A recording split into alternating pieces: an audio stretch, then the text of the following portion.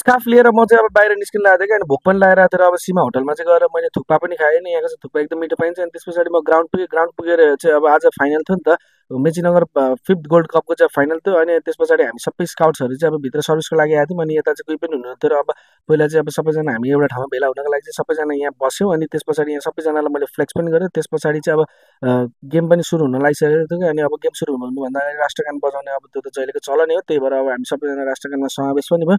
Game एकदमै interesting चलिरहेको थियो क्या। अनि यतिकैमा चाहिँ अब चर्च बोइजले काँक्राभिट्टालाई गोल पनि हाल्यो कि, अनि त्यस पछाडि यता बोजूहरू पनि क्याप भिच्केर बसिरहनु भएको थियो। सो आजको गेमको चाहिँ सबैभन्दा इन्ट्रेस्टिङ पार्ट चाहिँ यही रह्यो क्या, बोजूहरूले कस्तो इन्ट्रेस्ट दिएर हेरिरहनु भएको थियो। अनि त्यस पछाडि चाहिँ यतिकैमा चाहिँ यहाँ सबैजनालाई चाहिँ मायाको चिन्ह दिने प्रोग्राम पनि चलिरहेको थियो। अनि स्काउट्सको पनि नाम आएको थियो र मनिष भाइले चाहिँ अब त स्काउट युनिफर्म लगाएको छस् भनेर यसलाई लिन पठाएको थियो। अनि आजको अब क्राउड बडे बवाल थियो कि होइन, अब काँक्राभिट्टा फाइनल पुग्यो भनेर नि होला। अनि त्यस पछाडि अब गेम पनि सकिसकेको थियो र अब क्षितिज र म पनि बाहिर निस्किँदै थियो।